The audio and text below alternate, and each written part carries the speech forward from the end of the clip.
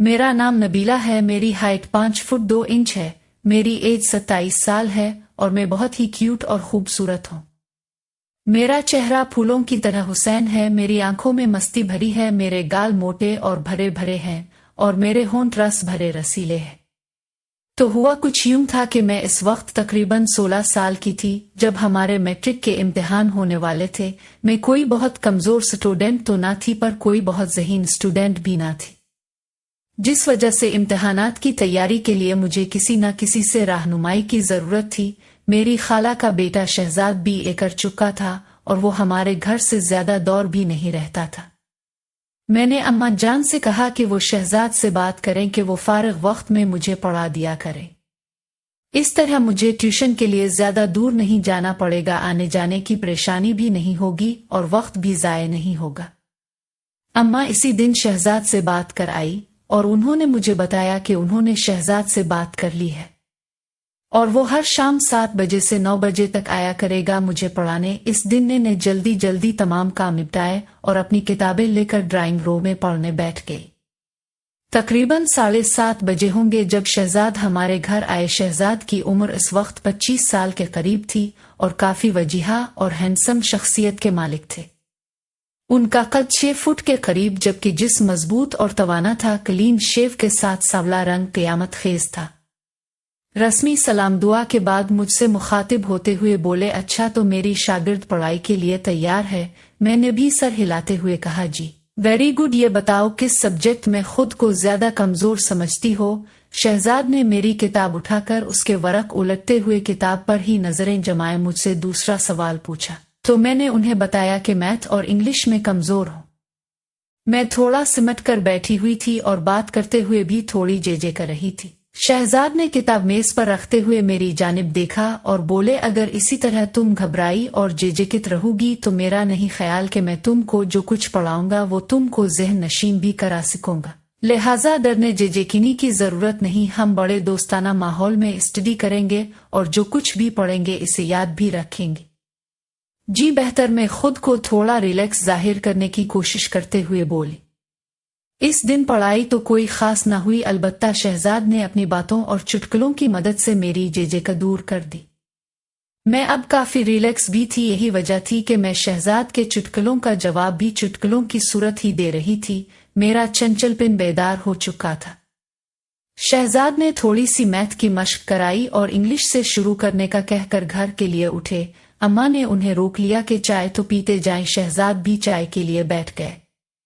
चाय और थोड़ी गुपशुप के बाद शहजाद कल शाम 7 बजे आने का कहकर घर चले गए। तकरीबन 2 हफ्तों तक मामलात ऐसे ही चलते रहे। वो वक्त के खासे पाबंद थे, वक्त पर आते और अपना काम वक्त पर खत्म करके चले जाते। उनकी शख्सियत जाजिब नजर तो थी ही, उनके पढ़ाने और समझाने का अंदाज भी खूब था। यही वजह थी कि मैं शहजाद की गिरविदा हो चुकी थी और उनसे काफी बेतकल्लुफी भी हो चुकी थी।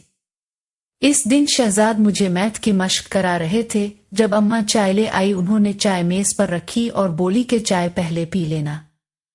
ये कहकर वो वापस किचन में चली गई। मशक खत्म हुई तो मैंने चाय की प्याली उठाकर शहजाद को देना चाही तो पता नहीं क्या हुआ कि मेरा हाथ कांप गया और सारी की सारी चाय शहजाद के ऊपर गिर गई, जिससे उनकी पतलून और शर्ट भीग गई। मेरे तो ओसान खता हो गए। दौड़ती हुई गई और तौलिया उठा लाई। मैं बार बार शहजाद को सॉरी बोल रही थी और साथ ही साथ उनकी शर्ट को तौलिए से खुश्क करने की कोशिश कर रही थी। अब जले तो नहीं? मैंने मुसलसल तौलिया रगड़ते हुए पूछा।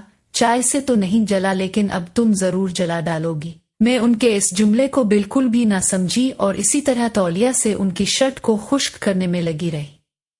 मैं शायद कुछ देर और इसी तरह तौलिए से उन्हें खुश्क करने में लगी रहती, पर शहजाद ने मुझे रोक दिया और मुझे दोनों कंधों से उठाकर खड़ा करते हुए बोले, बस करो बबली। घर में मुझे सब इसी नाम से पुकारते थे। Everything is fine. तुम खामखा परेशान हो रही हो। लेकिन मैं खुद में बहुत शर्मिंदा थी, इसीलिए जब मैंने उन्हें इस शफकत से पेश आते देखा तो मेरी आंखों से आंसू निकल आए। उन्होंने जब मुझे यूं रोते देखा तो अपनी बाहों में भरते हुए मुझे सीने से लगा लिया और माथे पर बोसा देते हुए बोला, अरे पगली रोती क्यों हो? तुमने जानबूझकर चाय थोड़ी गिराई है, ये तो हादसाती ऐसे हुआ। उनके ढारस बंधाने पर मुझे हौसला हुआ और मैंने आंसू पोंछते हुए कहा, जानती हूं कि हादसा हुआ है, लेकिन हादसात भी तो किसी न किसी गलती का ही नतीजा होते हैं और इस हादसे की गलती की मैं ही जिम्मेदार हूं। शहजाद भी शायद माहौल को खुशगवार बनाना चाहते थे, इसलिए बोला, बबली मैं तुम्हें इजाजत देता हूं कि तुम ऐसे हादसात रोज किया करो। वो हंस रहे थे और उनकी ये मानवी हंसी मेरी समझ से बाहर थी। मैं भी उन्हें हंसते देखकर मुस्करा दी।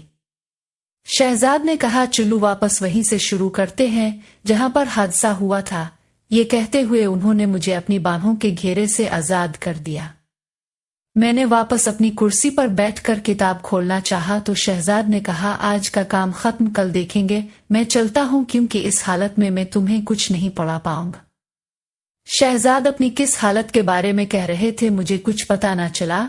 मैं तो इस दिन जब मैं बेड पर थी तो ये वाकया बार बार मेरे दिमाग में घूम रहा था और ये सब इस वक्त तो मेरे लिए बेमानी थे, लेकिन अब उन वाकयात को सोचना अच्छा लग रहा था और मुझे पता ही न चला कि कब नींद ने आ लिया और मैं नींद की गहरी वादी में गौते खाने लगी। इस रात मैंने बारहा ख्वाब में शहजाद को देखा। कभी हम किसी नदी के किनारे बैठे बातें कर रहे होते, कभी किसी पार्क के कोने में किसी बेंच पर बैठे कुछ राज और नियाज की बातें कर रहे होते, कभी पहाड़ों जंगलों और सहराओं में तो कभी ठाठे मारते समंदर की लहरों से खेल रहे होते। गरज इस रात मैंने और शहजाद ने मिलकर दुनिया जहान की सैर की। मैं इस दिन बहुत गहरी नींद सोई। सुबह उठी तो मेरे ख्वाब का हर मंजर मेरे जहन में नक्श था। मैं बिस्तर से उठना ही नहीं चाह रही थी। मैं उन ख्वाबों की दुनिया से निकलना ही नहीं चाह रही थी। मुझे इल्म नहीं कि ऐसा क्यों था, पर जो भी था बहुत पुरलुत्फ था। दूसरी शाम जब शहजाद हमारे घर पहुंचे तो मैं इसी वक्त नहाकर निकली थी। मेरे बाल गीले थे और उनसे अभी तक पानी टपक रहा था। शहजाद की बार बार उठती हुई नजर को मैं बखूबी नोटिस कर सकती थी। मैं तो शहजाद को ख्वाबों में बसा चुकी थी, लेकिन यहाँ लगता था कि शहजाद के मन में भी कोई बात चल रही है। दौरान सटडी मुझे आज मेरी दिल में अजीब अजीब ख्यालात आ रहे थे। मैं नहीं जानती थी कि प्यार किया है, लेकिन इतना जरूर था कि शहजाद के ख्यालात मुझे मदहोश कर रहे थे। जिंदगी में मुझे ऐसी फीलिंग्स पहले कभी नहीं हुई थी।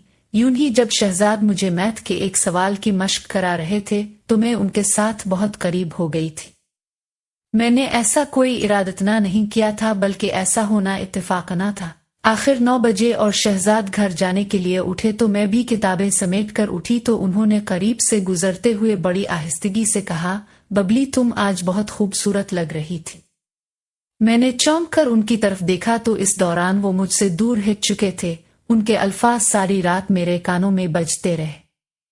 शायद ख्वातीन के मुताल्लिक सच कहा जाता है कि वो बहुत खुद पसंद होती हैं, इसीलिए उनकी तारीफ की जाए तो फूले नहीं समाती। अगले दिन भी शहजाद वक्त पर ही आ गए। अभी हमने सटडी स्टार्ट ही की थी कि बिजली चली गई। मैं उठी कि मोमबत्ती जलाकर ले आओ, तो शहजाद ने मेरा हाथ पकड़ लिया और बोले, हमने कौन सा मोतियों से माला परोहनी है, ऐसे ही बैठ के बातें करते हैं, थोड़ी ही देर में बिजली तो आ ही जाएगी। तो मैं भी उधर ही बैठ गई और हम इधर उधर की बातें करने लगे। शहजाद ने मेरा हाथ ऐसे ही पकड़े रखा था, लेकिन मुझे अजीब लग रहा था। अगरचे शहजाद की मोहब्बत मुझ पर हावी हो चुकी थी और उनकी पर असर शख्सियत ने मुझ पर जादू सा कर दिया था, लेकिन मैं फौरी तवक्को नहीं कर रही थी। कमरे में इस वक्त चूंकि अंधेरा था और हम एक दूसरे के चेहरों के तासुरात नहीं देख पा रहे थे। हकीकत कहूं तो मुझे उनके हाथ अपने हाथ पर बहुत मजा दे रहा था, लेकिन कोई अंदरूनी खौफ था जो रोक रहा था। लेकिन अगर शहजाद की जगह कोई भी और होता तो मैं यकीन से कह सकती हूं कि मैं इसका मुंह नोच लेती, लेकिन शहजाद के लिए तो मैं पहले से ही सब कुछ हारी हुई थी। लेकिन फिर भी मैं ये सब कुछ नहीं चाह रही थी जो हो रहा था। मुझे अजीब लगने लगा था, इसीलिए मैंने शहजाद के हाथ को छोड़ा और टॉयलेट जाने के बहाने वहां से उठ गई। लेकिन मैं जैसे ही उठकर कदम बढ़ाने वाली थी, पता नहीं मुझे क्या हुआ, मैं डगमगा गई। इसी लम्हे शहजाद ने हाथ बढ़ाकर मुझे सहारा दिया तो मैं गिरने से बच गई। मैं बहुत नर्वस हो गई थी शायद। मैं जल्दी से टॉयलेट की तरफ भागी। मुझे कुछ हाजत तो न थी, अलबत्ता ठंडे पानी से मुंह पर छींटे मारे तो गर्मी का एहसास कुछ कम हुआ। मैं अभी टॉयलेट में ही थी कि बिजली आ गई। मैं वापस ड्राइंग रूम में आई तो शहजाद वहां मौजूद नहीं थे। मुझे परेशानी हुई कि ऐसा किया कि वो बताए बगैर ही चले गए।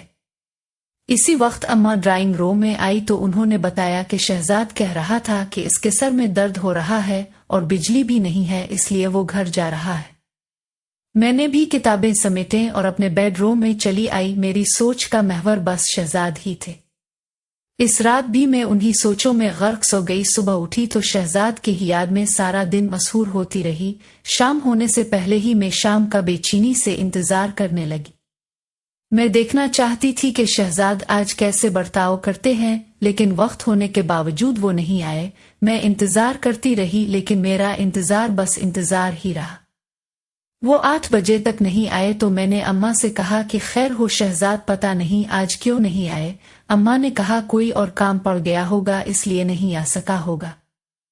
मैंने कहा नहीं अम्मा, कल जब वो गए थे तो उनकी तबीयत ठीक नहीं थी, क्या पता वो अभी तक ठीक ना हुए हों। अब खाला को फोन करके उनका पता तो कराए। अम्मा को भी जैसे कुछ याद आया तो उन्होंने खाला को फोन लगाया। तब खाला ने बताया कि शहजाद तो कल से सख्त बुखार में तप रहा है। मुझे इल्म हुआ तो सख्त बेचैनी हुई, दिल चाहा कि अभी जाऊं और उसका बुखार खुद पे ले लूं, लेकिन मैं इस वक्त क्या कर सकती थी। सुबह में अम्मा को साथ लेकर उनका पत्ता लेने खाला के घर गए तो देखा शहजाद वाकई बुखार की वजह से बिस्तर में पड़े थे। थोड़ी सी रस्मी बातचीत के बाद में इधर ही बैठ गई। खाला और अम्मा भी साथ बैठी अपनी बातों में मसरूफ हो गई। शहजाद ने एक बारगी हमारी तरफ देखा, फिर उन्होंने अपनी आंखें मूंद ली। हम खाला और अम्मा की मौजूदगी में कोई बात नहीं कर सकते थे, इसलिए हम खामोश बैठे थे जबकि खाला और अम्मा बातें कर रहे थे। बातों बातों में खाला ने बताया कि उनकी सहेली की बेटी की शादी थी, जहां उनका जाना बहुत जरूरी था, लेकिन नहीं जा सकती। अम्मा पूछ रही थी क्यों नहीं जा सकती हो, तो खाला बोली जिसके साथ जाना था वो तो बिस्तर पर पड़ा है और आपके भाई साहब खालू भी ऑफिस से छुट्टी नहीं ले सके कि उनके साथ चली जाती।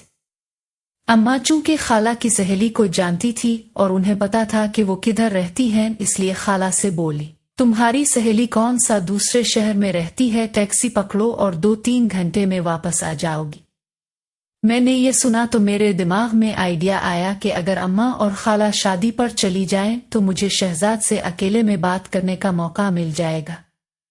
यही सोचकर मैंने भी अम्मा की ताइब में कहा खाला अगर आपकी सहेली इसी शहर में रहती है तो तब आप जरूर हो आएं। शहजाद की फिक्र न करें, 2-3 घंटों तक हम उनकी तीमारदारी कर लेंगे।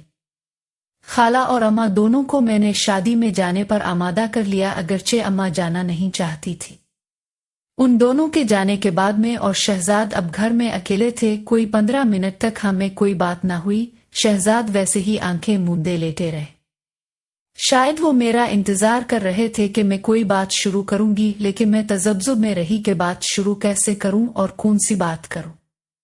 तन्हाई और खामोशी माहौल पर अजब परसरत थी। शहजाद ने मेरी तरफ करवट लेकर आंखें खोल दी। नबीला तुमने मुझे जला डाला। उनकी आवाज मेरी समातों से टकराई, उनकी नजरें मेरे चेहरे पर गड़ी थीं। तुम शायद समझ रही होगी कि मैं बुखार से तप रहा हूं, लेकिन ऐसा नहीं है। ये आग जिसमें मैं जल रहा हूं तुम्हारी ही प्यार में लगी हुई है। देखो जल रहा हूं ना मैं। ये कहते हुए उन्होंने मेरा हाथ अपने माथे पर लगा दिया। उनका माथा सच में अंगारे की तरह था। जी शहजाद, मेरे मुंह से बस इतना ही निकल पाया। शहजाद दीवानों की तरह मेरे हाथ को अपने चेहरे पर रख रहे थे, जैसे वो इस तरह सुकून पा रहे हो। सुकून तो मुझे भी हासिल हो रहा था, मोहब्बत तो मुझे भी हो गई थी।